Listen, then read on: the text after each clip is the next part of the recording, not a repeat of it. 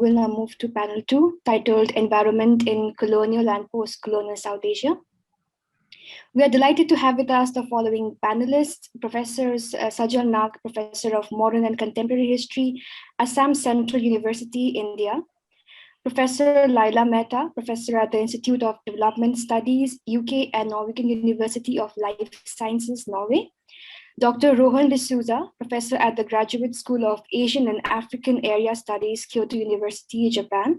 He was also elected General Secretary of the Jawaharlal Nehru University Students' Union on the political platform of the All India Students' Federation. And Professor Susan Walcott, Emeritus Professor, University of North Carolina, Greensboro, USA. Professor Ian Talbot will chair this session. Professor Talbot, please.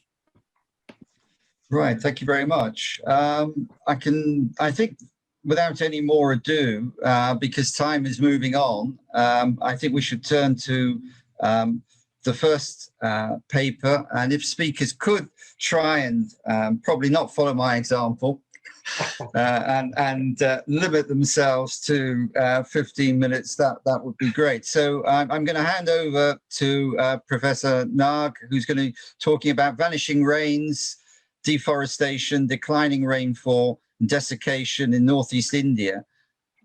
So it's over to you for your presentation. Thank you. Thank you, Chair. And thanks to the organizers for involving me in these very important seminars. I'm not an environmental historian. I work on other fields, but because of the environmental crisis that my region is facing, I'm gradually shifting to this area because I feel this is the field where history can be applied.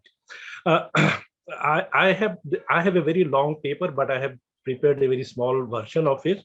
I'll read from there, and if there is any questions, we'll go back to the paper if necessary. I have some slides. The participants can follow either my lecture or the slides. You know, Northeast India has been called nature's gift.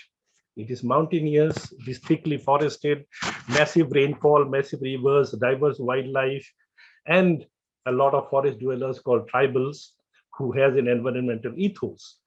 But the impact of climate change in recent times has not been noticed by people here because of the nature, because of the bounty of nature that Northeast India faced.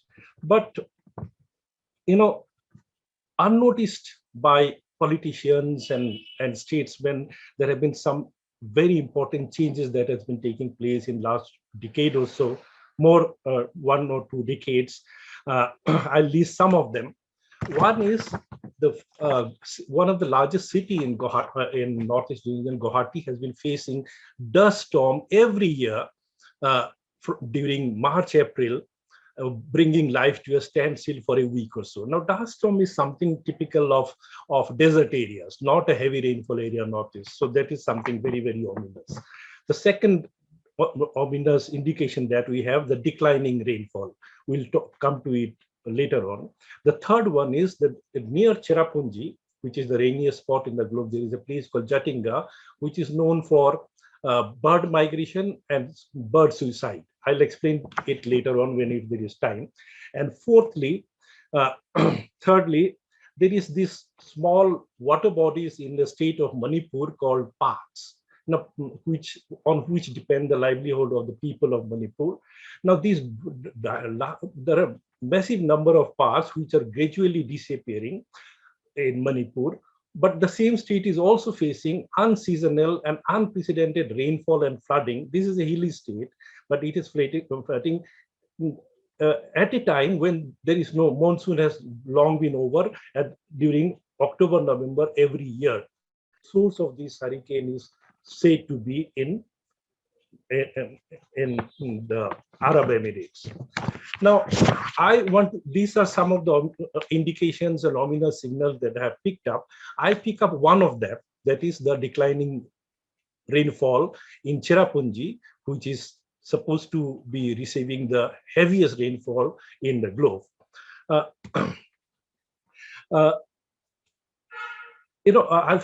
talk about how how Cherrapunji came to be known as the rainiest rainfall. And it was quite accidental when David Scott, the agent to the Governor General, was camping in Cherrapunji and experienced a heavy rainfall in one of these regions. And immediately when he saw the rainfall, he knew that such a rainfall he has not experienced somewhere. And out of curiosity, he had asked some of his deputies to measure the rainfall. His deputy, Dr. Craycroft, measured the rainfall and then compared with certain other heavy rainfall areas like Malabar Coast, Arakan, and the place in Brazil, which Alexander Humboldt has discovered as receiving the heaviest rainfall. And then it was kind of confirmed that Cherrapunji receives more rainfall than all of these places, and therefore the idea came that Cherrapunji is the recipient of the highest rainfall. This was later on confirmed by botanists like William Griffith, engineer like Henry Yule, and another botanist Joseph Hooker, and Thomas Wollum, the geologist. After which the Indian Meteorological Service, which was established in India around that time, in 1876, had confirmed that Cherrapunji was indeed the recipient of the heaviest rainfall. But from the 1940s, there is a lurking suspicion that Cherrapunji is rainfall in Cherrapunji is declining. In fact, in the 1940s, it was discovered that another place near Cherrapunji, which is known as the village of Mausinram, was the recipient of the heaviest rainfall. It got confirmed when in 1975, the Indian Meteorological Office, through its publication, The Mausam, had confirmed that Cherrapunji is no longer the recipient of heaviest rainfall. It has shifted to a place called Mount Wellalil in Hawaii Island of the United States. And this was based on their own data. And later on, as recently as 2015, the National Climatic Data Center of USA has basically that it is not even Wellalil, but a new place called Liero of Colombia, which is the recipient of the heaviest rainfall. Now, all this kind of shows that Cherrapunji rainfall in Cherrapunji was indeed declining. But why and how it was declining, whether it was actually declining, has been a subject of research. And there is, as a research of the Indian Meteorological Department, has computed and compared the data of 119 years and found that the Cherrapunji rainfall in Cherrapunji is declining, especially from the year 1973. And for them, the reason given was, one was Indian Ocean temperature changes therein, and the conversion of forest land and vegetation into croplands, or otherwise, in other words, deforestation. Now, I want to contest that whether deforestation was indeed the cause of declining rainfall. But that rainfall has been declining is confirmed, but whether deforestation was indeed the reason for that. Now, Cherrapunji, the geological formation of Cherrapunji was such that it has never been historically a deeply forested area, unlike other parts of Khasi Jaintia Hills where Cherrapunji was based. It is basically based on graphite rocks and limestone, over where a very, very thin layer of soil is there, which is generally washed away by frequent earthquake and the very, very heavy rainfall. That is why only shrubs and grassland grow here, which I can show from the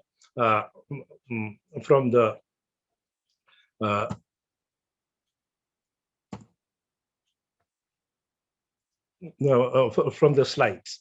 Now, this doesn't mean there was no rain, no depletion of forest. There were forests. For example, in 1910, there were 12.12% forest in the area, of which by now in 2002 it has remained only 4.92. But this deforestation was, the reason for this deforestation was that basically this space is known for traditional iron smelting, and then the unscientific mining of coal, limestone, and petroleum. Petroleum has completely exhausted by now, as a result of which there is degradation of land, and therefore only grassland remains, and there is no thick forest remains. Now that the rain has been declining in Cherrapunji has been confirmed by the government of India. In 2015, citing the report of Indian Network of Climate Change Assessment, the Minister Jitendra Singh confirmed that there is a rise of temperature in Northeast India by about 1.2 to 2.1 degrees centigrade. And there is decline in rainfall, and which he predicted by 2030 there will be an increase in rainfall by 2030, after which there will be a further deterioration in rainfall. Now, once it is confirmed that there is a decline in the rainfall, now we have to see, we have checked that there is these, you can see these are the grasslands which is there. There is no thick forestation around that. Now, if deforestation is not the reason, what is the other reason? There are two important research that has been conducted recently. One at the Space Application Center in Ahmedabad, and another by National Institute of Technology, Manipur. And two important research papers have been published in both the places, which collaborate each other's report, and shows that rainfall has been declared. And there are more important findings from this report. Is that the first report from the Space Application Center in Ahmedabad shows, which is by Makarand Oza and C.H. Kishtwal, that there has been changes in rainfall pattern across the country, and there is rainfall decrease is twofold steeper in the northeast and eastern part of the country. The decrease in rainfall is twofold steeper. This is very, very important. The other research is done by Bonkimchandra Oinam and Parida, which is published in the Current Science, which is available in the internet, is that they have compared two areas. One is the almost arid desert area of Gujarat and Rajasthan, comprising of the districts of Kutch, Saurashtra, and Rajasthan, and compared it with the places of Assam and Meghalaya, which is the heaviest rainfall area in India. And they compared the data between 2000 and 2014. And they've shown that in this period of 15 years, Assam and Meghalaya experienced drought in 8 of the 15 years of the research, where in Eastern India, in the desertified Western area, it had drought only for 4 years. Not only that, they have predicted that the rate of decification in the northeast, which is heavy rainfall area, including Cherrapunji, is 54% more, 54%, where in the western desert area it is 27%. So she shows that the possibility of drought in these heavy rainfall areas of northeast in this ecological system is 54%, as compared to 27% in actual desertified dry areas of Gujarat and Rajasthan. Serious. Now,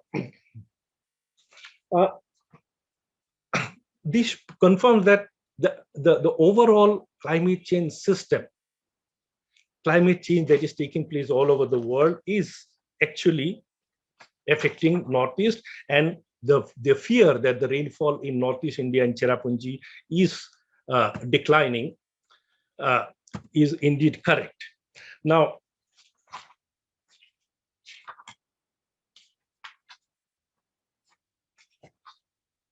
this is going to, the prediction is that from the government of India itself, that this is going to impact the entire livelihood pattern of Northeast India. For example, the rainfall has been, the deficit rainfall in the region has been as high as 30 to 40%. And there have been flash floods in certain parts which of Gwalpara and Sonitpur, which is sudden, and these are changes in the climatic pattern which is affecting the food crop production pattern, the agricultural pattern, and this is, on the one hand there is declining rainfall, on the other hand there is the climate change is leading to the melting of glacial lakes in Nepal, Bhutan, and Tibet, which is creating flash floods. So when there is, in 2019, in the Copenhagen Environmental Conference, when it was being predicted that Assam is going to be flood prone very, very seriously in future, Assam was actually going through a drought area. And as I have mentioned earlier, in past few years, Assam has been officially declared drought prone many, many years. Now, this is in short what I want to say. Now, in conclusion, what I want to say, because the time is so short, is that, when the British, it is not really known, when the British discovered Cherrapunji to be the heaviest rainfall area, they had established Cherrapunji to be the headquarters of Northeastern region from 1835 to 1864. It was the heavy rainfall area. Now, they had to abandon the spot, Cherrapunji, and shift to Shillong as the headquarters of the capital of Shillong, only because rainfall, such heavy rainfall made the place inhabitable. The details I'm not giving here why it was inhabitable, and the rain had forced the colonial authorities to shift the capital from Cherrapunji to Shillong. In other ways, it can be by a popular thing. It can be said they were praying, rain, rain, go away from Cherrapunji. But after that, after post-independence, rain has become the prime attraction for Cherrapunji, and massive number of tourists, international and national, are visiting the place regularly to see the rain. But this has become this tourist industry has become the livelihood of the people of Cherrapunji. Cherrapunji doesn't have any agriculture or industrial. Tourism is the only attraction. But right now that rainfall is declining and rainfall is not there, people are kind of praying, rain, rain, come again. With that, I end my presentation. I'll present the rest of the slides. After that, we can conclude by saying.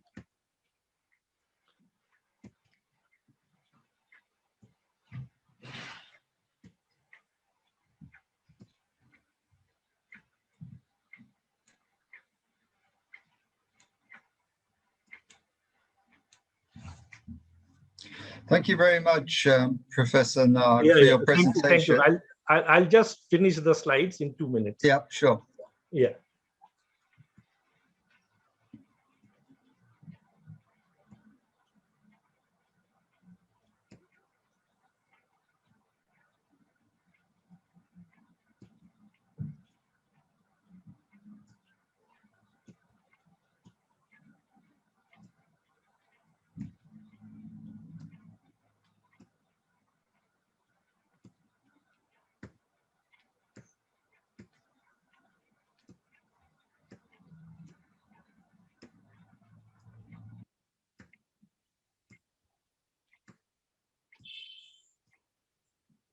Thank you. Thank you. I've been fortunate enough to actually read your paper, so I have an advantage perhaps over some other participants, and I certainly found both the paper and your presentation both thought-provoking, and also I think it raises a lot of issues which will no doubt we'll come back to in the discussion. Okay, so we're moving on now to our second presentation, Rain and Concrete, Can We Change the Flooding Cities Narrative? in Anthropocene South Asia. And this is going to be, I think, a joint presentation with Dr. Rowan D'Souza and Professor Lyle Mehta doing this. I think, Rowan, you're going to start. Is that yeah. correct? Okay, Lila's so it's over to you. Yeah. It's over to you then. Okay, so what I'm going to do is share the screen, and here you go. Share. Right. I think, and then I have to copy it. Okay. All right. If anyone can't see, just let me know. I think you can. All right.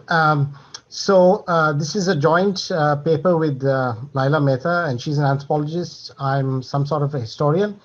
And so this paper has got all the flavor of a conversation, and it's going to be presented in a very schematic and quick fashion, so that I don't try and take off too much of Lila's time. All right.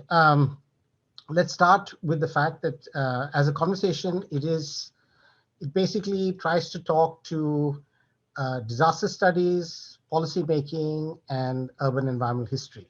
So let's start with the urbanization story in India. 1901, 26 million people were classified under urban areas in British India. That includes now what is Pakistan and parts of Bangladesh as well. By 2001, within 1,000 years, you now have about 28.53% in India alone, which is about roughly 300 million people who now comprise those who live in urban areas. 2011, you have about 377 million people now living in urban areas, and the population, of course, now is 1.2 billion. According to one World Bank estimate, we are looking at close to 400 million Indians roughly 400 million people in 2017. 34% are living in urban centers in India. So we do understand that urbanization and the sheer weight of the number of people living in them now are a kind of a conceptual cause for study as well. Yeah. So very quickly, and surprisingly, actually, there hasn't been enough work on urbanization and the environmental question in India. In fact, urban environment histories are very few and in between, and I'll flag some of them. But just for the audience who are sort of just getting into this theme, there's a very good pocket-sized book on Indian cities by Annapurna Shaw, very accessible. A lot of the readings are summarized in a very accessible fashion. Then we also have Anne Radmacher, I can't pronounce it, and Sivaramakrishna's book of Ecologies of Urbanism in India. And that's 2013. An excellent essay I would flag is that of Karen Coelho on Chennai and floods. Now, at the heart of all this is something that historians love to do, which is to flag ruptures and breaks. And in the limited histories that we have of urban histories on India, there is one break that is often talked about in great detail, and that is the colonial break, the period from, say, roughly the 18th century to 1947. And that break is the fact that you've had the emergence of port cities. And this has been discussed by previous presenters today. But what I want to flag is that not only the modernized notions of space and infrastructure, but that these cities emerged as radical sites of radical ecological transformation, where if you look at Calcutta, erstwhile Calcutta, Madras, now Chennai, and Bombay, which has become Mumbai, really cities that emerged from swamps and really part of estuarine ecologies and turned into real estate cities of trade, commerce, modern sites of consumption. And the bottom line really is that they've kind of pushed out fishing villages and fishing communities, which now in some parts of Mumbai and some, have managed, stragglers remain. But essentially, these were fishing villages. I can think of two other major cities I mean, there are many more, but one can think of Singapore and also of Hong Kong. Major fishing villages now turned into huge metropolises. There's a book here by Lieutenant Colonel E.W.C. Sanders, 1933, the military engineer in India, where he discusses, and this is a delightful read, about how the early engineers, not engineers exactly, but they were called gunners then, how the initial transformation of these port cities, these marsh areas and estuarine areas into port cities happens by the 17th century.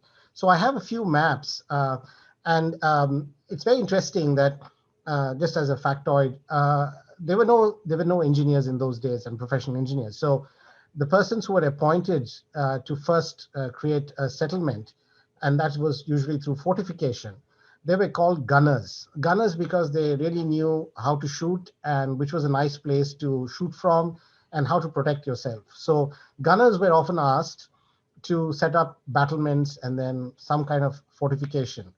So you get that for Fort St. George in Madras, very close to the sea, because a trade and a quick exit was something that they were always looking for. These were defensive positions. There's always fear of local warlords winning and them having to flee. So you get the origins of Madras in this kind of history of defense, this history of gunners trying to to set up battlements and fortification. And of course, Chennai today, you can see I posed the skyline, right, as opposed to what it was a couple of 100 years ago. So huge radical transformation, ecological transformation. We see this in Mumbai as well, 1661. Interesting, we all know the story. I mean, many of us do know the story of Mumbai actually being the 7 islands that get shaped into one big city today by draining, dredging, and reclamation. And so, well, the Mumbai skyline is below, but you can see this neat map that shows 1843, 1890, and then finally 1990. So essentially, these cities have been reclaimed. They are not, in a natural sense, so to speak, they are inherently marshes that have become major cities. So we have to recognize that ecological rift and rupture. Similar is the story with Calcutta, and you can see, Job Charnock's, of course, known for founding that city, again, a fishing village, 1690, but I think his initial fortification, they evacuated it, then Charles Eyre came back, rebuilt it, 1700.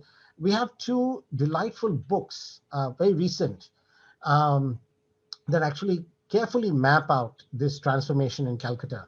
And I should flag Devjani Bhattacharya, 2018, a fantastic book, path-breaking in many ways. I think the only urban environmental history book that I'm aware of on India, okay? And so she does talk about, and puts it beautifully, that the transformation of floating watery soils into firm land, Bhattacharya argues, was principally an ideological project that was profoundly underwritten by the notion of landed property, which as a legal technology, quote unquote, to demarcate land, marsh, accretion, and water, actively triggered the clotting of Calcutta into urban soil. So this is a history that works against the belief that what you're looking for is a history of drainage, reclamation projects, and hydraulic engineering schemes. She replaces it by actually talking about the legal technology, which was very vital to turning these marshes into port cities. Similarly is the case with Jinia Mukherjee, though Jinia does talk about a more contemporary period of floods in Calcutta and the problems of keeping it dry. So again, the Calcutta skyline and of course what it was before. Now, amidst all this stories of the drying of the port of marshes into port cities is also the story of disasters and floods. And roughly, I mean, one of the, I think this is a fairly recent, this number, the numbers are always dodgy because you keep getting different numbers for different years and for different kind of assessments. But roughly 7.5 million hectares go almost every year under floodwaters in India. Hectare is, I think, 1 hectare is almost 2 acres. Yeah, or sorry, 2 hectares is 1 acre. Sorry, so that's about half of this. There's about 1.8 billion rupees of loss every year on an average, and about 1,600 deaths almost every year. So that's roughly what we mean when we talk about floods. It is quite a dangerous and disastrous occurrence, and something that historians have begun to put under their scanner. Now, there's been literally, sorry, no pun intended, but there's been a flood of publications on floods and rivers in India. And in fact, I think Iftikhar Iqbal is also here in the Zoom audience. His book, 2010, The Bengal Delta. We've got Arupjyoti Saika's The Unquiet River, Sunil Amrit's, and of course, Devjani Bhattacharya's. All these books have really contributed to arguing. Now, this is where the historians seem to disagree with a kind of a engineering sense or a technical sense of what floods are. And I just very quickly want to point this out. The civil engineering view is to treat floods as an event. Okay, the idea to sort this out is to be able to predict and therefore control and manage. Historians argue that actually floods are a process. Rivers actually build lands. They're part of drainage circulation. And historically, they're not disasters, but they have been part of flood utilization histories in the subcontinent. And so they would rather like to treat floods as part of a much more complex question of an environmental flow rather than simply a disaster event. If you were to follow and track these debates, I think the historians have won. They've been able to really prove to the engineering vision that it's very limited, it's ahistorical, and that it really boils down to constantly spending money on dams and embankments without ultimately resolving the underlying crisis of floods. Now, while this debate, I think the historians have won it, there have been a couple of incidents,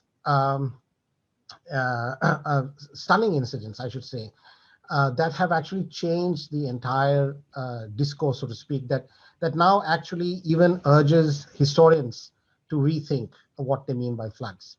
And I think one of the first events happened in 2005 in Mumbai on 26th July. Many of you who live in Mumbai might still remember that day when much of the city was underwater. There are technical reasons for that, apparently a vortex effect. And the rivers, the Methi River especially, was so clogged it could not carry all the water. It then flushed into houses and buildings. There were deaths, 1,900 odd people died. Electricity cables collapsed. A complete, incredible disaster. Interestingly enough, the amount of rainfall that fell that day was also stunning, unprecedented in many ways. And the figure I have is that within 8 hours, something like 25.35 inches fell. I mean, something that would fall over a span of a couple of, maybe a month, fell in one day itself.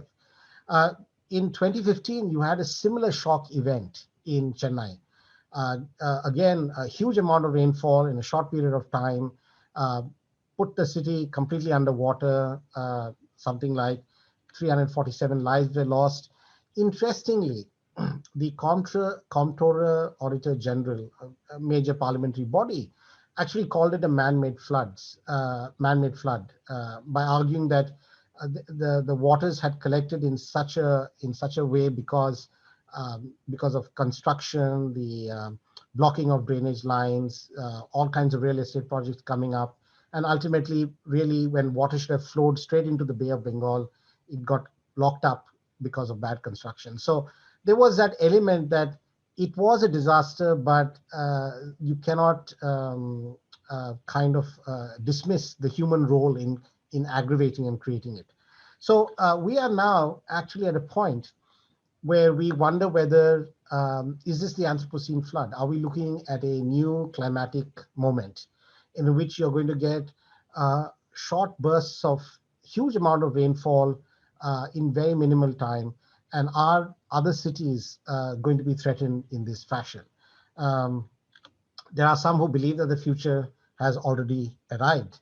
And one of the things we've discovered, and forgive the fact that I'm being a bit facetious in the way I say it, but real estate has no fin, muscle, or gill. It cannot float. So cement drowns, it does not float. Yeah. So what you are looking at now is that there is enough reason to believe that we need to rethink these realities, that this might be actually a new way, a new climatic moment in which the old ways of thinking, even the ways we think about history and the way we've written histories, not to mention policy and disaster studies, that has to now be reconsidered. And actually, there's been this kind of argumentation going on for a while. If you look at Sandra D. Mitchell's Unsimple Truths, great, if you ask me, just for the sheer accessibility, where she looks at science complexity in how policies should be informed. And she uses a term called integrative pluralism. There's a lot that can be said about this book, but I'll just flag it and here and then maybe take it up for questions. What she says is that at the heart of her effort is to say that we must reconcile to the fact that we have to intervene in a complex world. And a complex world, and complexity science especially, cause and effect have no straightforward correlation. There are multiple causes and multiple effects that can loop back and create other kinds of causes. So given that that is not a straightforward cause and effect correlation, we'll have to rethink how we formulate policy and how we formulate construction, building construction and urban design and so on and so forth. This goes along with another kind of argumentation that is also fast gaining ground. I wouldn't say Bruno Latour is necessarily original. Some of these points have been made earlier, but he puts it very glibly in those parts of the book which I could understand, that the art of governing in the future, given what is happening, we will have to reconcile that the art of governing without mastery over nature. I mean, that's the kind of Zen Quan, if you want to put it, yeah? So we don't have prediction and we don't have control anymore, and yet we have to govern. And it's going to be more like an art rather than a science in several ways. There are also, I would suggest, great books that are forthcoming on in the field of urban design, not necessarily urban history. And I would flag the book of Dilip Dakuna, fantastic. If you ever need to buy a book, this is the book to buy. Lovely maps, there's huge, spectacular detail. I've written a review of this book, and it's immensely enjoyable in my opinion. But what Dilip Dakuna says is that historically, if you look at myths, different kinds of mapping in different periods of time, you will see that South Asia, there wasn't really a river in one sense, because the boundary between land and water always moved. And what people really were keen to understand was actually rainfall. And one should flag Sajal's presentation earlier. So the Invention Rivers by Dilip Dakuna really changes a sense of geography. In fact, it's a change that says that since there's no clear line between water and land, we must really think differently about how to manage and think about this terrain. There is also I'm a big fan of Dr. Chitra Venkatramani's work as well. Some of the chapters I've read, I think there's a book that is forthcoming. It's called As the Plan Unfolds, Drawing Time in Ecological Politics in Mumbai.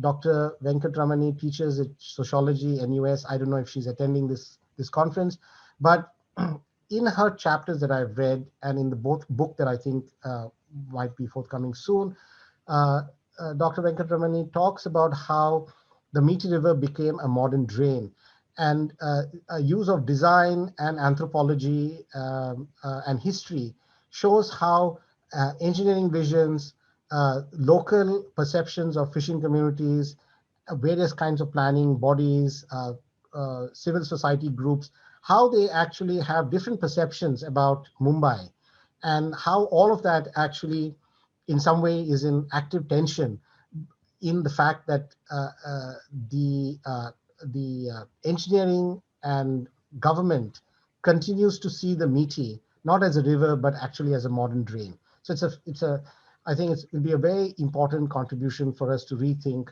urban history and urban imaginations about water and land in urban areas.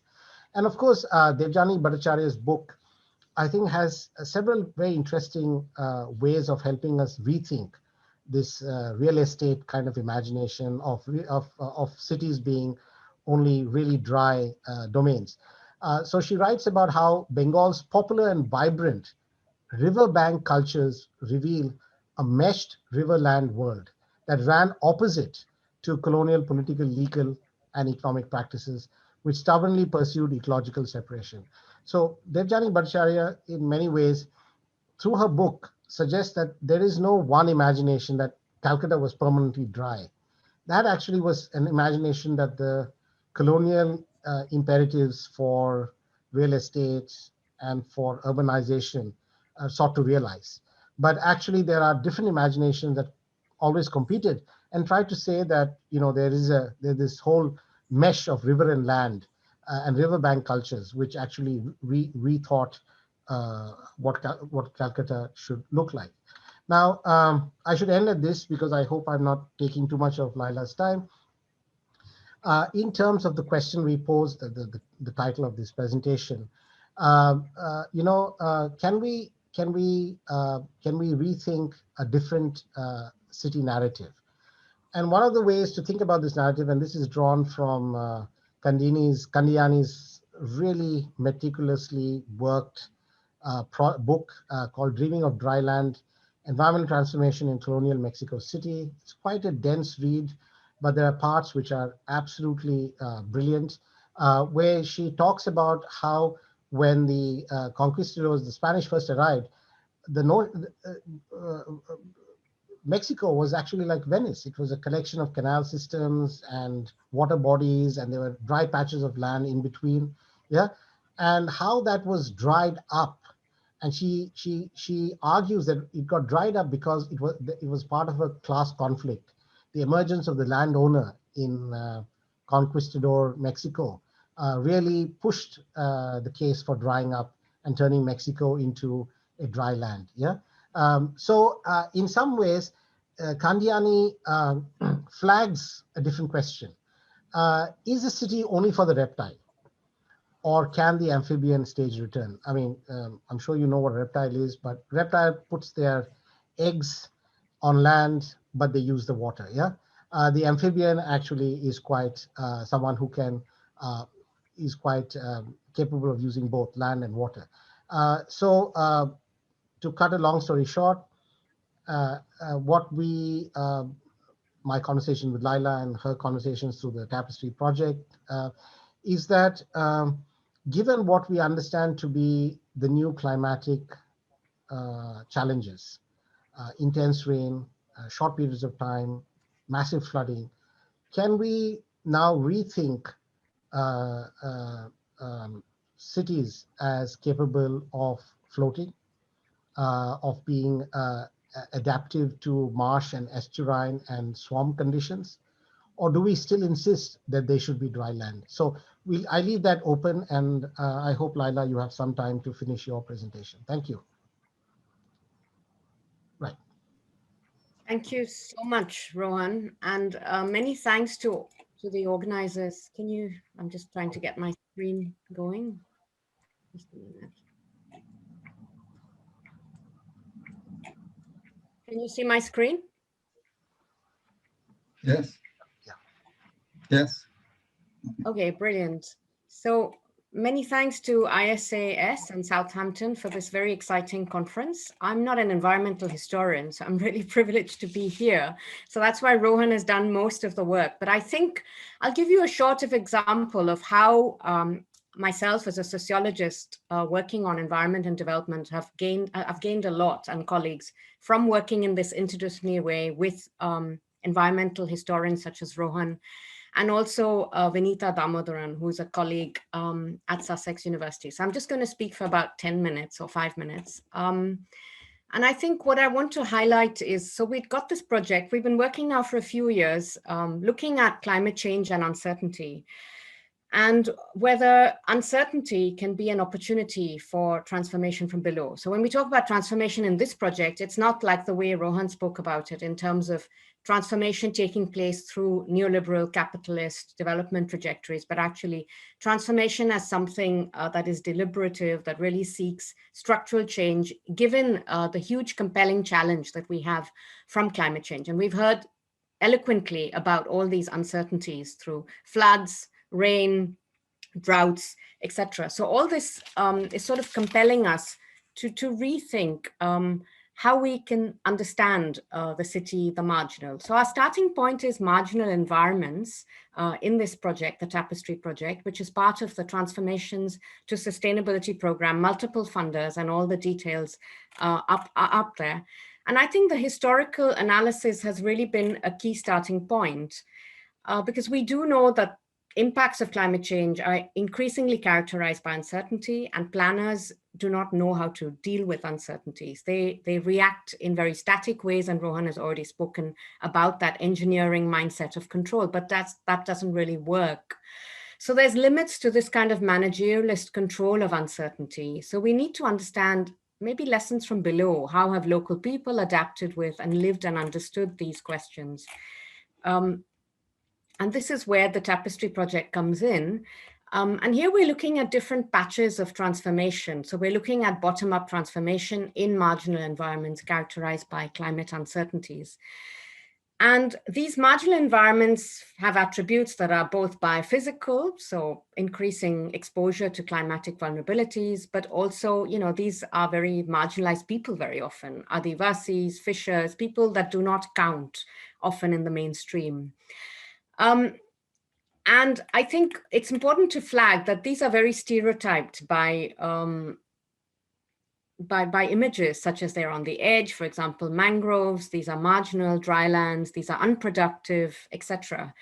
And historically, as we know from environmental historians, that there's often been the contrast between the marginal and the normal. And this has shaped administrative interventions, but also created sociological and economic distinctions. So what we're trying to do in this project is to challenge this top-down valuation of these areas and also reframe what counts as marginal and the marginal environment. So that's why we're looking at whether uncertainty can be an opportunity for transformation, but looking at the reframing, looking at alliances and how they come together, and also trying to reframe some of the relations of power and knowledge, and also look at alternative practices.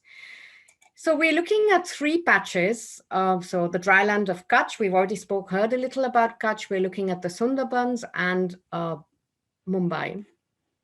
And the work in Bombay is being led by a lot of colleagues, and the names are here. And I'm not going to talk for very long because I know Rohan has spoken, and I'm just going to say a little. So as we've heard a lot about Bombay, Mumbai already in this conference, the largest city, it's the maximum city, but it's also one of the most vulnerable cities to sea level rise. And we've already heard about the flooding. And there's been rapid growth going on in this city. And flooding is a chronic event. Despite all the efforts to deal with flooding in our research, we found that it's always happened. So of course, you don't have a repeat of the 2005 flood, but every year they've put in pumping stations, they've deepened the rivers, but we still have problems. And some of these pumping stations then displace people living in vulnerable areas. So it's not comprehensive, and you're actually increasing the vulnerabilities and flooding of the city. So obviously there's something really wrong with the governance of the city and the governance of disaster. And Rohan has already spoken about the traditional people of Bombay, the Kolis, and the fishing villages. And we are actually working with Bombay 61 in Versova Kolivada. And this is a very this used to be this is still a very thriving fishing village on the edge of the city. And this is the fishing community. But obviously this community has really been affected by climate change, by development pressures, by what's happening to the Methi River, by waste. So there's also been lots of increasing uncertainties for fishing as a livelihood. There's been migration coming in. And so there's a huge loss of livelihood and economies. So our colleagues are trying to work up based there in Versova and actually working with fishers, and we're trying to co-produce new realities for this area. And so if you see some of the problems here on the edge, here you have the creek, and you know, the ecological spaces in the city are immense, but they're, as Rohan already said, they're being pounced on by property developers, by real estate, and the original inhabitants are being chucked out from here. And so even where this area, which is a breeding ground for fish, has now become a drain. So there's serious issues. So I guess what we're trying to do here is look at reimagine urban planning in this project, in this one patch. There's increasing resistance to commercial development and coastal encroachment. And we already know about this coastal road that is being built in the pandemic. So obviously the pandemic is being used to push this kind of development that is going to threaten the coast further and also undermine fishers' livelihoods and well-being further. So we're trying to bring together local people, citizens, scientists, planners, and also some state agencies. So we were working with the mangrove cell. We were supposed to, but actually they aren't doing very much anymore. Because mangroves are really critical in this whole period. And obviously, while we're trying to reimagine some of these spaces, we're very mindful of inequalities arising due to caste, class, migration, boat ownership, gender, and ethnicity, and also gentrification programs. So while trying to look at some of these bottom-up processes, it's very important to be mindful of some of the trade-offs and inequalities that exist. And as I said, the mangroves are really critical. The mangroves have been considered to be swamps and drains, but they're very, very important for the city. But of course, for many developers, they're seen as impediments. So just to conclude, we're doing lots of different things. The pandemic has made it actually difficult to go out and do field work and to do some of this co-production work, but you know, otherwise we would have been trying to use participatory mapping, data mapping the creek, bring together different resources, local knowledge, as well as scientific knowledge, to try and come up with different alternatives and different ways to manage the creek and the system. Here's a slide of an ideation workshop where different fishers and others come together. And my last slide now. So I guess, you know, there are dominant pathways to deal with uncertainty and climate change. And the most dominant one has been the capitalist and the growth-driven one in the city that is being pursued. And the response from above has tended to be about control. But this kind of obscures the fact that we really need to be more, we need to live more with the rhythms of uncertainty. And this means bringing together hybrid perspectives, diverse perspectives, and to try and understand bottom-up processes of transformation. Now, obviously, in a city like Mumbai, it's very skewed. There's a larger political economy. There's dominant discourses and drivers. And there are also ethical challenges associated with co-production and alliances. And finally, of course, we have the pandemic. But obviously, even in the pandemic and these extreme events, there's been a lot of increasing solidarity too. So we're trying to do all this in this project, Tapestry, and it's been quite exciting to work in an interdisciplinary way and also in a transdisciplinary way. And, you know, environmental history has been really critical to try and push back on some of these dominant notions, which actually, you know, still persist. Thanks. Thank you very much. There's a lot of interesting comparisons that could be made there with the impact of development on fisher folk in, say, Gwadar or Karachi, for that matter. But I won't digress because time is moving on. But thank you very much, Rowan and Lila, for those fascinating presentations. Okay, I hope that Susan, you've not been waiting too long, but we look forward very much to your presentation on Thimphu and transition, trying to be green and good. there may be some lessons that could be learned from its process of growth. So it's over to you. Thank you. All right, thank you very much. I will get this started because I know my time has been rather, let's see, taken up here. But as the saying goes, now for something completely different. Reconstructing Thimphu, trying to balance tradition and transition in Bhutan. I'm starting off with a picture of a bridge, and I'll end up with a picture of a bridge, sort of the past, present, and future. This is a picture in the middle of the what's called a Tower Square, big hotel here, beginning to give you the idea that we're not in Kansas anymore, as the saying goes. This is the required wear for men in most conditions, not farming, but most cases, the men will be wearing the go and the women will be wearing the kira. And the picture on the right is the main street in downtown Thimphu, the capital city of Bhutan. You notice the paucity of cars and the style of the buildings is the mandated Bhutanese style. So a quick overview of Bhutan, a country that you may not be as familiar with. Strategically located, they refer to themselves as a yam between two boulders, the boulders being India and China. Moving into modernization really in the 50s, gathering steam every decade, looking at the beginnings of urbanization and the requirements for planning. And I'll be going into greater detail as we move through this. There is a tight actor network that directs transition, and key terms here: traditional preservation of tradition and environmental sustainability. Bhutan, as much as it's known to the outside world, is famous for this phrase, GNH, gross national happiness, which if you don't have a very high gross domestic product, GDP, is really quite useful, particularly in a Buddhist country where you're the culture underneath is do not grasp at things, be content more or less with where you are. And this buys them time for their development. The two major documents in terms of urbanization of Thimphu is the structure plan 2002 to 2027, which was concocted by an American expat living in India. So really mirrors a lot of Western thinking at this time.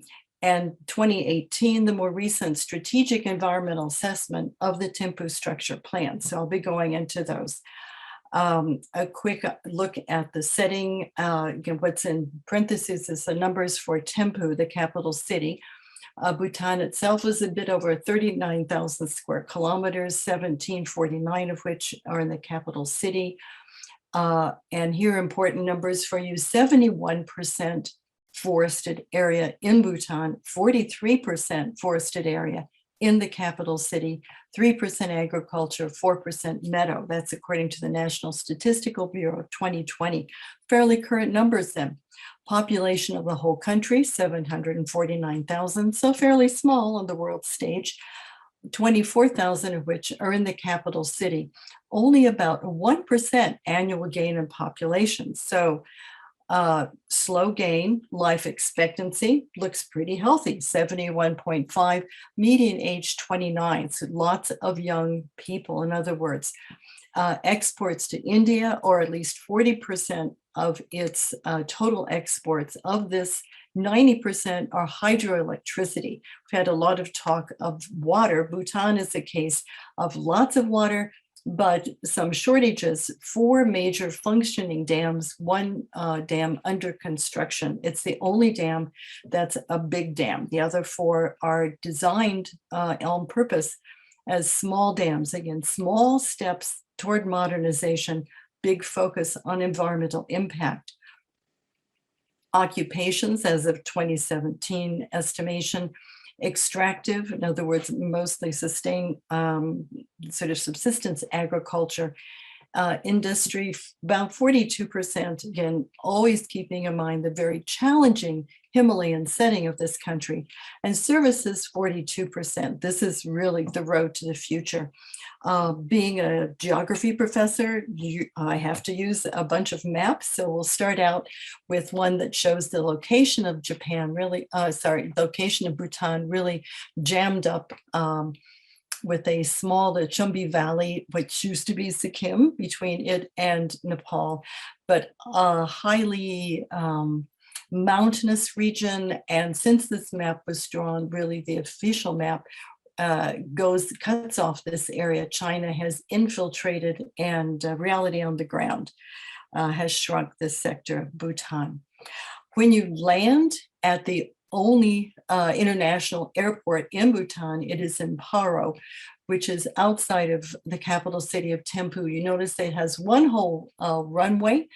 There is now 2 planes, used to be only 1, and this is the roadway that goes through there. So an extreme shortage of flat land is why it's in Paro. On the way to the capital city, you'll see sustainable agriculture. If it's the summertime, it's rice. If it's the wintertime, it's barley and terraced fields.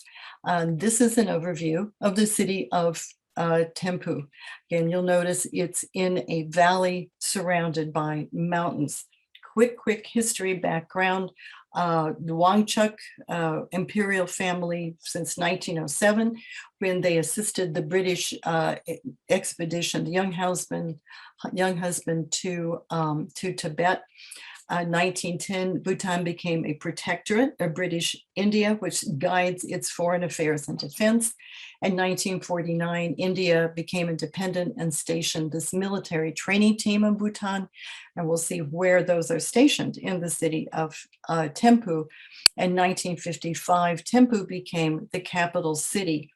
In 1958, a real landmark, the Nehrus, Jawaharlal and his daughter Indira, visited Bhutan. They had to proceed to the capital city on the backs of mules because there were no proper roads. And naturally, they offered development aid when they saw the condition at that time. Bhutan is really a model of both convergence, getting advice from international sources as well as money. Many of the students get their college educations overseas, primarily in India, also the United States and the UK. Electronically, it's a very open country. Divergence elements are this gross national happiness built on the 4 pillars of preservation of culture and preservation of environment. So it's one of the 4 pillars of the country, a clean and open governance and a sustainable economy. And the cross-vergence element is this is a country opening gradually on its own terms. And they're very proud of their faunal diversity. This is from the airport, it's posted.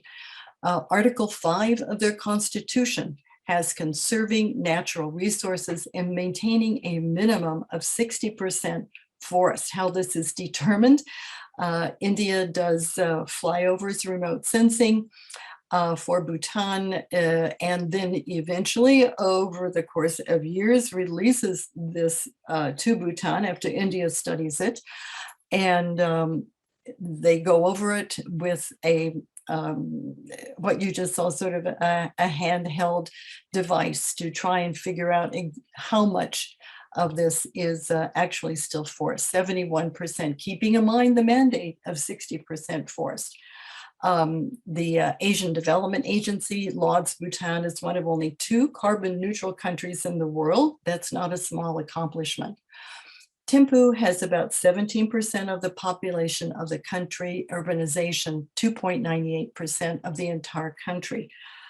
The city is pretty high and is the home of the parliament since 2008. So what does the city look like? Well, the center picture is a traditional dzong, the before parliament and the father of the current king really drugged the country into parliamentary democracy. It was ruled by the monks on the right side of this building, the J. Kempo, and the civilian government on the left side of this building.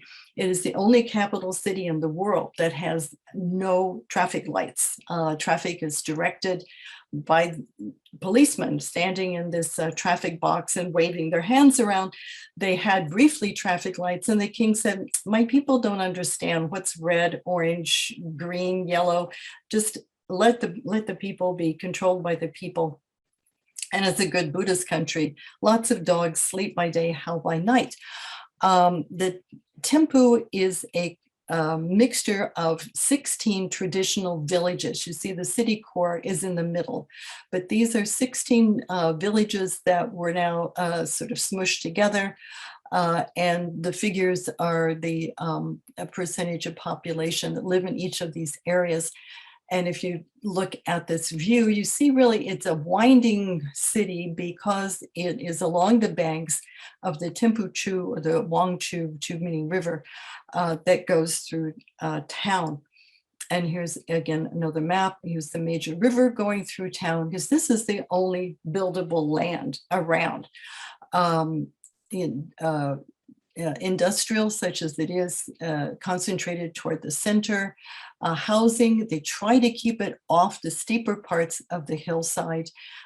Institutional and the uniformed forces, the security forces, sort of stationed throughout the city.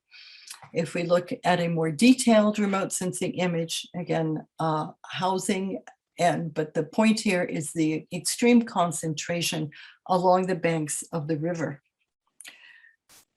Okay, the Thimphu Structure Plan, 2002 to 2027, along the lines of what is called intelligent urbanism, smart planning, based on neighborhood nodes, with the idea of just building on these sort of villages that were there, but to provide services, concentrate population, have them take buses, public transportation, minimize the use of cars. Again, this foreign reimagining, I call it, because it was concocted by an expat in 1998. They're trying to retain rural population by improvement of local life. Again, trying to get people to stay on the farm. And there's an interesting, as noted in the next one here, urban-rural reverse migration. There is some vacant rural lands. People, especially the young who come to the capital city, say, "Oh, it's too noisy, it's too polluted, I don't like it. I miss this very communal society built on personal ties that Bhutan is." And they come to the city, learn skills like engine repair, and go back and try to apply those skills and develop the rural areas. Thimphu City Corporation was given powers in 2003 to control their own planning. And they have, throughout the country, very, very tight anti-corruption controls, which, along the lines of China, has helped to streamline the development of the country. Again, within Bhutan, within Thimphu, 38% of the area is residential, 9% administrative, and this administrative concentration is really what draws the educated youth to the capital. 4% commercial, 2% industry, 4% security, and a very high amount, relatively 33%, reserved for open space as the result of something called land pooling, where the government can say to landowners, you have to give up to 1/3 of the land you own to be pooled for future use or for green space or community use. Remaining challenges. The environmental assessment of 2018 of the Thimphu plan recommended more infrastructure, things like water retention. Obviously, Bhutan has a lot of water, generating hydroelectricity much more than they need, but not only how to hold it, how to distribute it where it's most needed, cleaning the water, training the people who are in charge of maintaining the most modern aspects of society, and enforcing the laws that and the requirements that are on the books are really needed. And this is where the money is going to. Also, this Asian Development Bank project and Thimphu Area Plan, 3 main problems. Again, wastewater management, particularly in the capital city of Thimphu, and pollution, congestion in the roadways, although there, as I've mentioned, there's many ways of trying to control this congestion, and putting in a river to create a secondary traffic route dedicated to commercial use. Okay, quick look at Thimphu employment, and mostly in construction and public administration. Another quick look at urban structures. You notice they are mandated to use Bhutanese design when they have these buildings, often 2 stories. The big one, relatively big one, is a retail center. Even hotels are often 2-story, except for the big Indian hotel in the center of town. Even the hospital is relatively low. So G&H buys time, anti-corruption, keeps the control in the hands of the planners and the government. Democratization, which was created by the king. He's really drugged the country into being a parliamentary democracy. That's the father of the current king did this. In fact, he said, he's retiring in his relatively early age of the late 50s. He said, I give you my son. If you like him, keep him. If you don't, throw him out. So the king is only in advisory capacity, but highly respected within the country. Roads being built largely by Indian hand labor. Educated Bhutanese tend not to want to do this sort of thing. And cars are gradually increasing, but not much room for them. There is one national highway. Tourism in national hands, no leakage. You have to go through Bhutanese travel agencies if you're going in. Higher education curriculum has been Bhutanized. Even though they get the money from outside the country, use other people's money, but decide locally. Migration has slowed with this reverse migration from the cities, but not deferred indefinitely, just again, buying time. Remaining challenges, Bhutan has lost 20% of its glaciers in the last 20 years. They are highly aware of climate change impacts on their environment. They have earthquakes frequently, flash floods occasionally, and they are aware of insufficient planning to manage these ongoing historic and continuing disasters. 5 dams, 1,600 megawatts, 80 to 90% going to India, potential very high, but their goal, notice, is less than half of what their potential. They really believe in slow, well-planned, minimize impact to the environment kind of development, and employment such as it is often a mismatch with highly educated Bhutanese. This is my last slide as I'm being mindful of the time that was left. Transition and evolving urban ecology. The picture on the left is Kruotang. It's a very recent modern village to the north of Thimphu, but across the bridge is traditional sustainable agriculture, Bhutan, and a river always running through it. So there you go.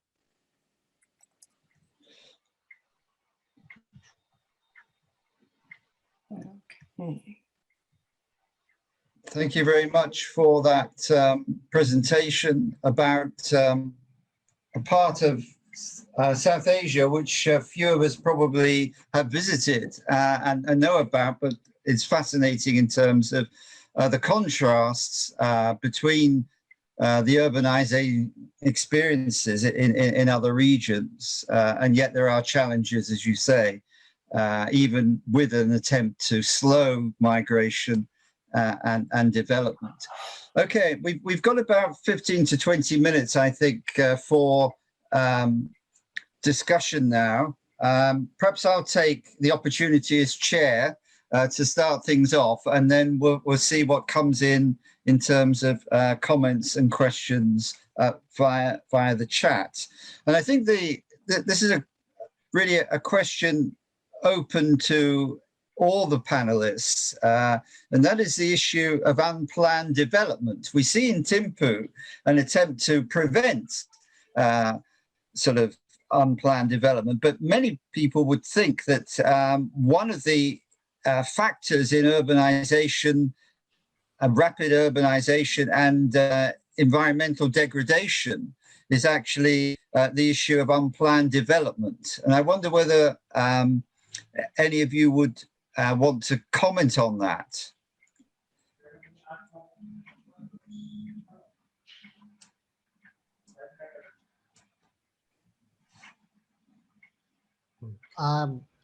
Okay, Rowan, Sasha, yeah. you had your hand up? Go ahead. Yeah. Well, okay. Now, I just wanted to say, I had shown some slides. You could see some of the land degradation that was taking place due to unplanned and unscientific mining. You know, Cherrapunji, though it's a heavy rainfall area, there is no agriculture because of the condition of the land. As a result, there is no industries. It is a rural area, but because the soil is full of mineral, mainly limestone. In fact, most of the cement factories are based here, and coal. And those are, since it's a 6th schedule area, Government of India doesn't control or regulate this mining. It is done unscientifically in the big industrialists, big miners, in collaboration by bribing the local villagers. They're mining, as well as this unscientific mining is created land degradation to such an extent, some of which I have shown in the slide. You could see that most of the rivers have become repositories of acid mine deposit. You could, if you remember, you could see some of the waters had become completely blue, you know, swimming pool blue. These are acid mines. There is no insect, no fish survive in that. In fact, if you put your hand might have some skin rashes and all that. Similarly, because of the coal dust, the breathing has become such a quite a big problem. So these are some of the problem that unplanned development projects that is taking place, which is really creating a problem for Cherrapunji. I just wanted to add this too. Thank you very much. Rowan, did you want to say something? Yes, sorry. No, actually, I wonder sometimes whether we frame the problems correctly. Okay, now, when you say unplanned development, you seem to toss the ball to the expert, the planner, to a kind of to science, when actually many of these complications and conflicts are also rooted in questions of injustice, inequality, and politics.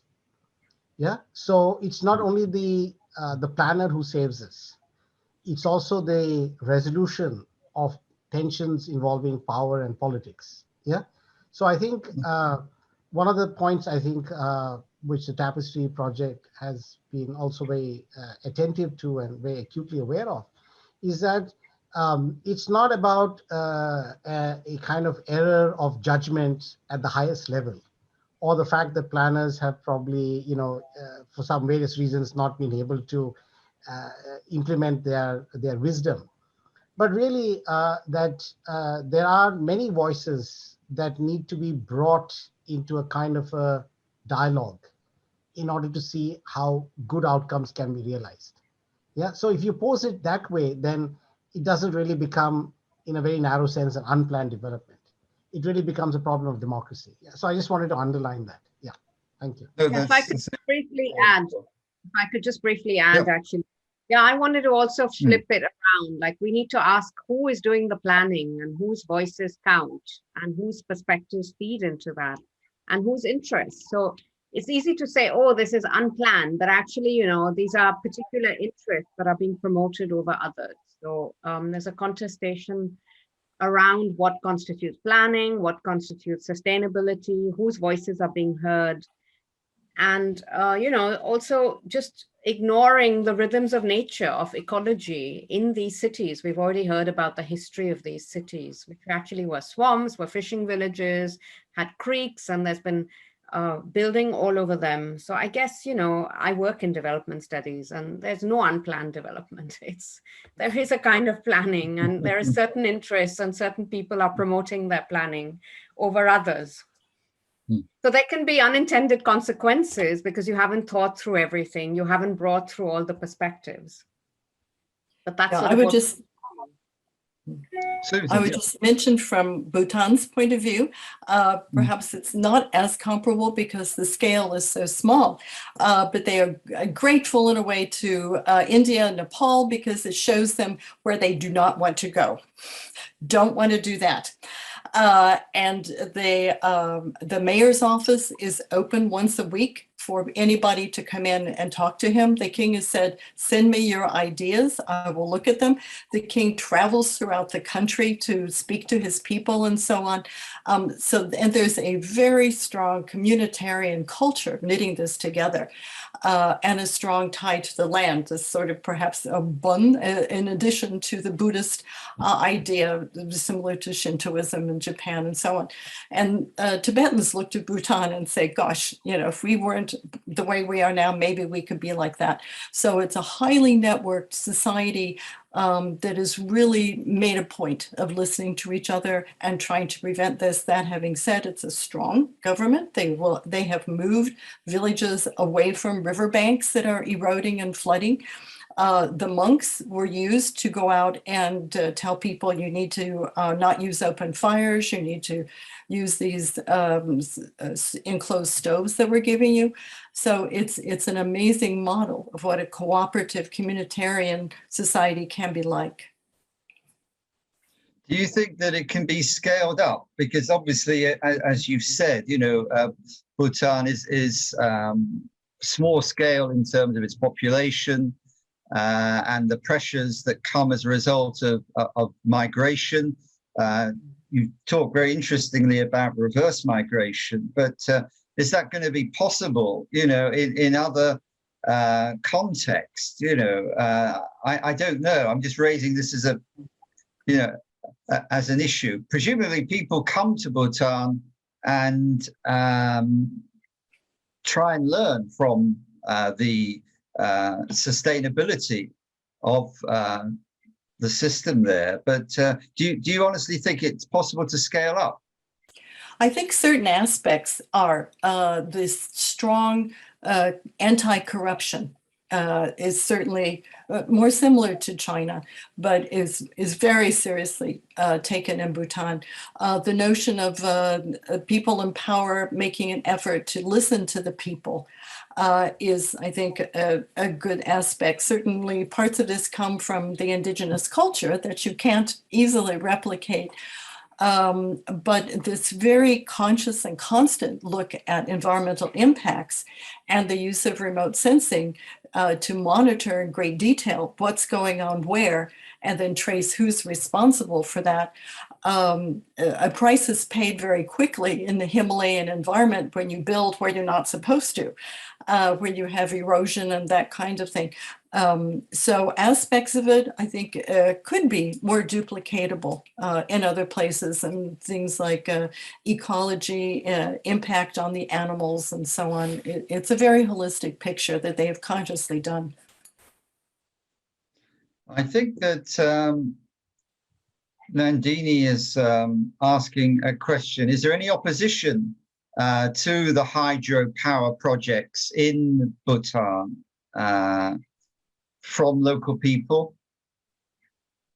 They realize that that's a major source of money right now, and they don't need the power so much. And when they do, they feel like they'll be able to use these new dams, again, 12 constructed. The major objection, as far as I can tell from the online newspapers, is the pollution that the larger dam is causing. They're saying this needs to be better engineered. But international funders are funding these dams, and they're very carefully monitoring the construction. Again, the mini dams, the first 4, the larger dam, the 5th. And they're aware that the glaciers are melting and this is not a sustainable source to use the hydropower. So it's being monitored, but the fact that it's mostly going to India does not raise an issue right now. People have the power they need.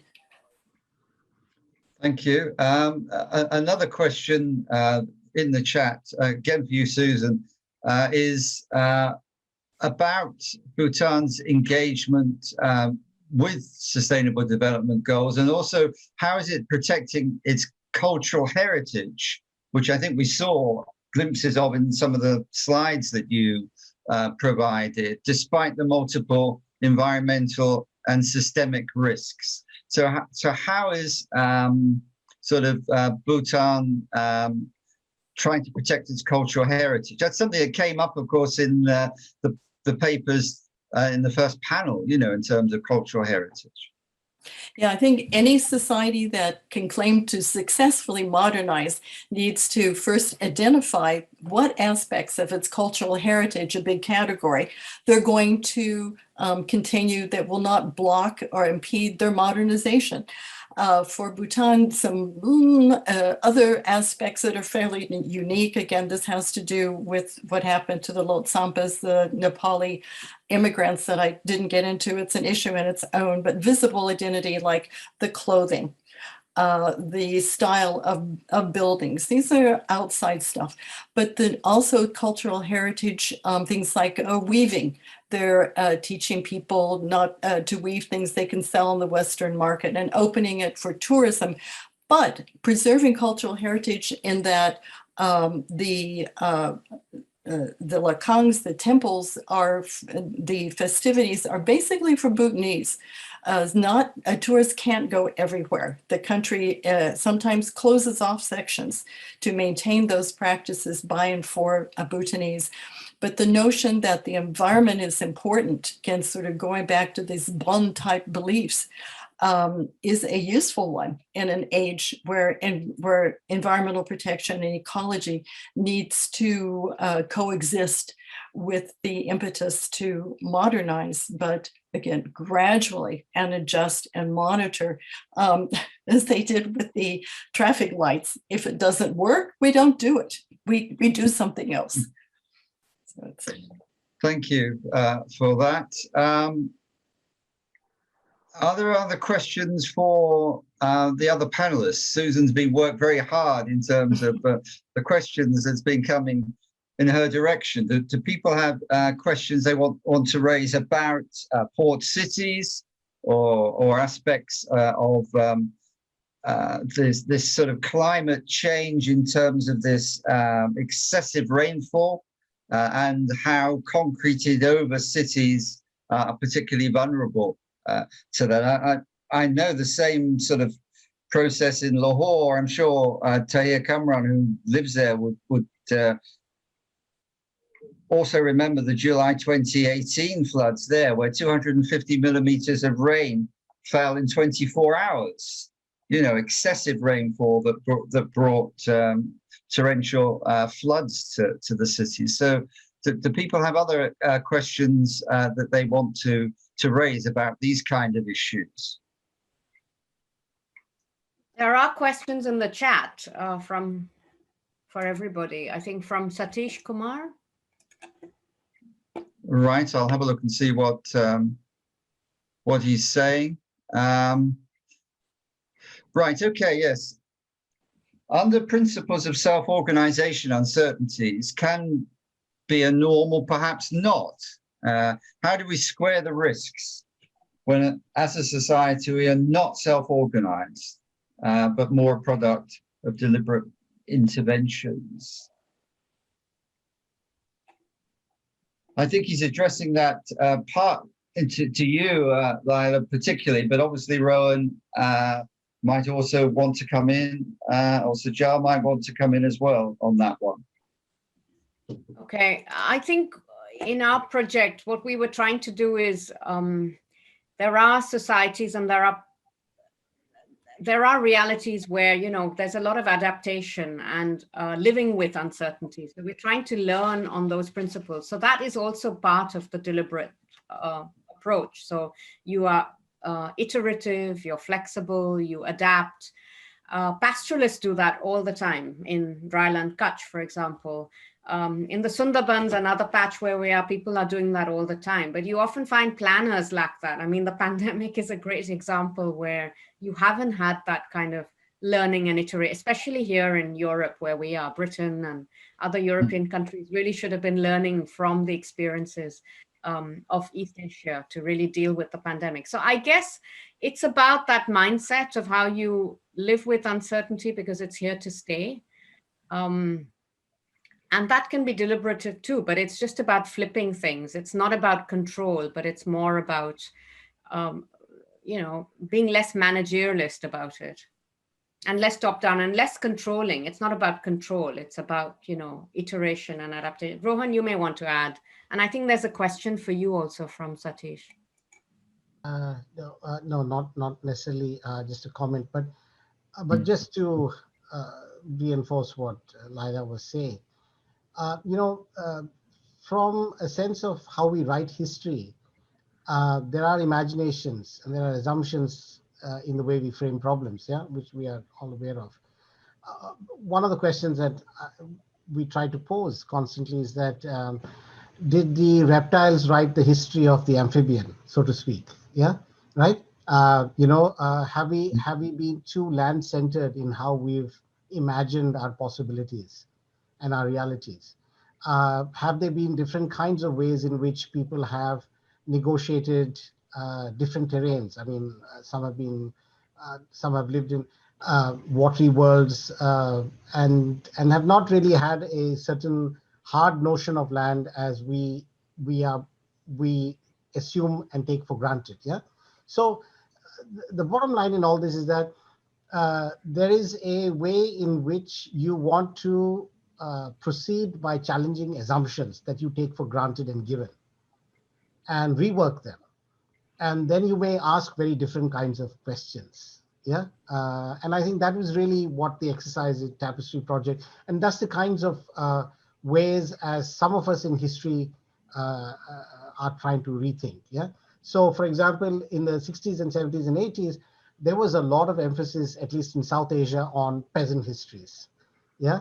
Now suddenly you'll find very few people actually writing peasant histories anymore. You know, they've moved into, in fact, agrarian environments is a much more sort of a compelling framework than peasant histories. Yeah. So I'm just saying that perhaps urban histories also will try and rethink this dividing line between the dry and the wet. Yeah. And see, maybe there's something. So I mean, let me just quickly end. You know, if you take, for example, Trump's famous slogan, "Drain the swamp," you know, it comes from a very Western Eurocentric notion of hard land as being productive and honorable and noble, while people who inhabited the swamps were, you know, kind of people who were left out of history, right? And so drain the swamp is still a concept and a notion that looks down upon the swamp when it's actually incredibly biologically productive. The marsh, the estuarine, the edge ecology between the sea and land. Yeah. So, but you'll see how we, it's one of those terms like the sun rises in the east. You know, scientifically, the sun doesn't rise, but we use these terms and it locks our imagination in certain ways. And so maybe we should use this wonderful occasion, and I'm sorry I forgot to thank the organizers for inviting me and giving me this opportunity, but using this to you know, push those ideas rather than actually constantly change the furniture that already exists in our imaginations. Yeah. Yeah. I don't know, maybe I've gone a bit overboard. Thank you.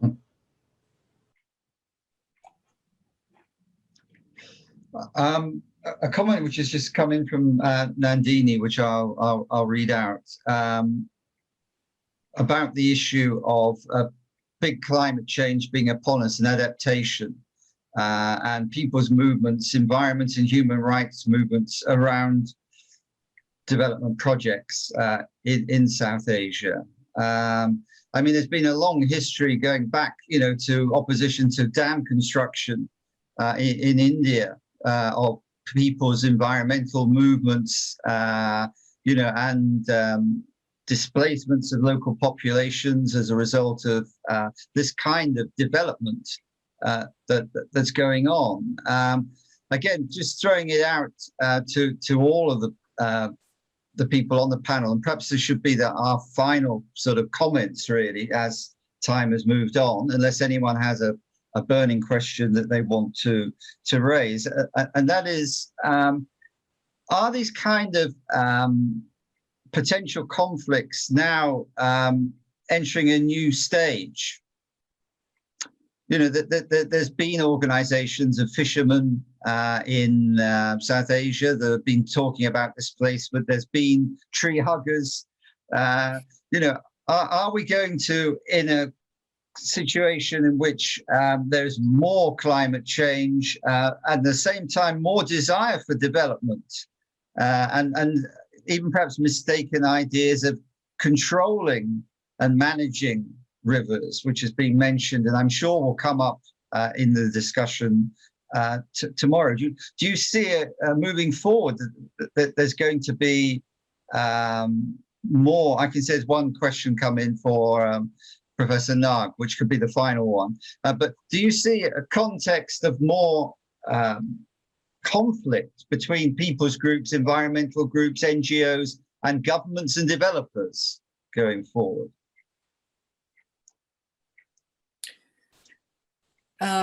In Bhutan, I don't think so, because they are very open, they're very online, they're very transparent between people's comments, and a relatively free press. It started out with one, now they have 3 newspapers. So there's a lot of opportunities for the people to be heard. It's really more village democracies, and they try to be an open society. Again, one of the key tenets of Buddhism is change. You don't grasp on and hold on to the way that things are. And a lot of respect for the king, and frequent changes in the government every 5 years and so on. So they're in a learning transition process. And so far, I think the team is still on board. Okay, thank you. That's a positive note from Bhutan. Do we have a positive note from the concepts of conflict or openness and about development in India? Rohan, you go then. I don't see such positivity. Yeah. Frankly speaking, I wouldn't put it as being positive and being negative. There are going to be crisis situations, and people will respond to them.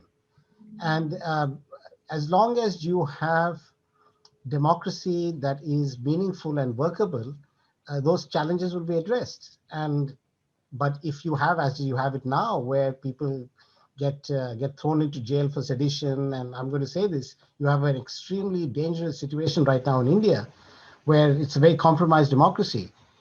So it just becomes more difficult for meaningfully addressing these challenges, right? So I'm a firm believer in democracy, and there are various ways in which they can be meaningfully realized, right?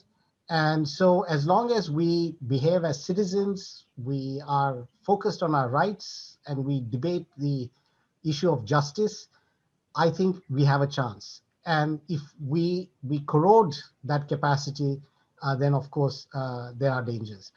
I'd like to just quickly end on one small note by saying that, one of the dangers is to reduce the environmental question to a technical issue and ignore the deep politics that come with that challenge.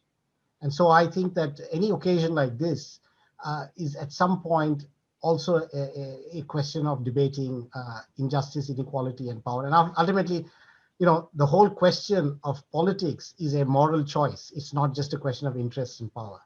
Yeah, I should end at that before I get onto a big box and start giving a lecture. Thank you. Yeah, that's very good, Rohan. Just very quickly, I think, just to respond to Nandini's question, I think there are lots of people's movements talking about climate justice and climate injustices. And in many ways, those who suffer from climate change and suffer the most are also ones that have been trampled on, that have been ignored by the developmental state. Conflicts are likely to increase, yes, because there's less respect for people's rights. So, and obviously there were lots of conflicts around large dams, lots of people's movements, you were part of that, struggling. And now we have these things that are going to increase. So I don't think it's more desire for development per se, it's whose development, what kind of development is being pushed. And as Rohan says, there is no space for protest now. Sedition, you're slapped on, you're jailed for anything. So I think we're in very dangerous territory right now in contemporary India. And lots of things to struggle about. And, especially if we want that kind of justice that I assume we're all interested in. Ian, there is a question for me, I think. Can I just ask? There's a question for you. Yes. Yeah. Well, the question was, what is the impact of the decline of rain on the Howars? The area I'm talking about in that is Cherrapunji, it's a hill area, so there is no Howar there. But in the plain areas of Northeast, probably in Brahmaputra Valley and Barak Valley, more especially, where there are two massive rivers. One is Brahmaputra in the Brahmaputra Valley, other is Barak Valley, massive rivers. Now there are a lot of Howars in both of them, like beels and Howars, who absorb the excess water during the rains. But because of the lack of rain, these Howars have drained up already. They have dried up, and because of that, people have encroached into that land and developed habitats. And now when there is rain, sometimes very heavy rains, that rain, there is no space, provide the natural space that Howars are or beels are. That space is not there for the excess water to be absorbed. And as a result, every year, almost whenever there is heavy rain, these Howars, hitherto Howars, but now habitats have become excessively flooded, and there is displacement and a lot of hardship that take place. But yes, the question is, Howars are impacted very, very deeply because it has dried up, and because it is dried up, people have encroached into this land and developed habitats. Thank you. Thank you very much for that, and thank you to all the panelists and to all the people that have raised questions. I think it's been a really interesting discussion that we've had. I'm looking forward to tomorrow now as well. And I'd like to, at this point, perhaps do I hand over to Winnie to close it, or do I just say we can all go with Winnie, you're here. And thank you, Ian. Thank you, Ian. Thank you so much. We have come to the end of day one of the conference. Thank you, everyone, all the panelists and all the chairpersons for such a fruitful discussion. We would also like to thank the participants for being a part of the discussion. We will continue with the third and the fourth panel tomorrow. So please do join us as well at 4 p.m. tomorrow. Thank you very much. Thank you. Thank you.